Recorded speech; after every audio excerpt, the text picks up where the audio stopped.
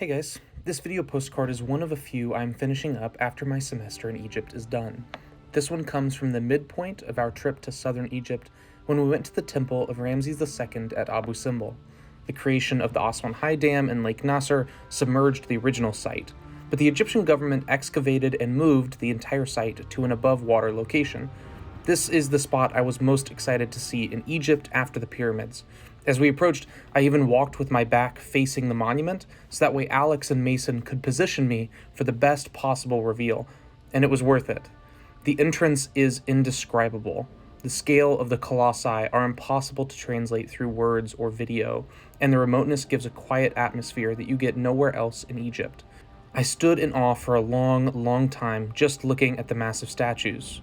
4 colossi, one of whom's head is missing, monkeys along the top, war prisoners along the bottom, other people standing and sitting and hiding in every crack and crevice of the stone. They are as Egyptian as Egypt gets. They take your breath away, and I only wish that you could see all of it for yourself. Alright guys, this is an exciting day for me because behind me is Abu Simbel. This is a temple built by Ramses II here at the very kind of southern edge of modern Egypt. It was dedicated to himself because he loved to do these kind of monuments to himself. He's probably the most famous king of ancient Egypt, apart from King Tut, I would say. Reigned for like 67 years, hugely important, and built tons of statues. The Temple of the Temple of Luxor that we visited earlier this week had some entrances that had been built during his reign. I have studied this, I've presented on it. It is incredibly surreal to see it in person, and I'm immensely excited. The inside was incredible, so amazing that I forgot to take much footage.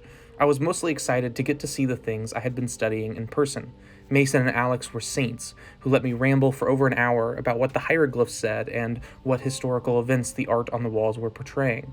I got to talk about the Narmer palette and the Scimitarry and two-dimensional depth representation and a billion other things I was so happy to be seeing and sharing.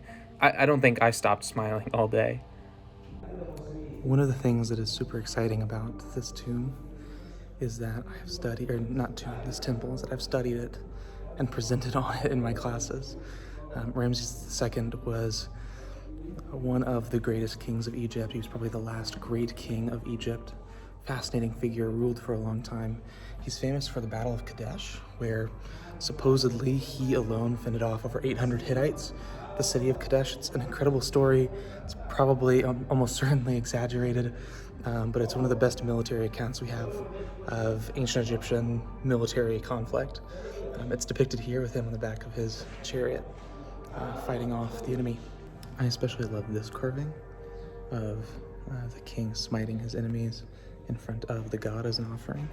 I studied this in relation to the Narmer palette, which is like the founding document of ancient Egypt, and so I could and have talked about this at length. I could sit and tell you the history of Ramses II, but really I would want to share this with you in person or at Abu Simbel. The next time you see me, if you're curious about my time in Egypt, ask me about this trip. We spent a few hours at a relatively small temple, but I could have spent hours more. I left feeling more intellectually satisfied than I have ever felt before. I also left feeling incredibly grateful to Mason and Alex, 2 of my best friends in Egypt, who let me share in this adventure with them.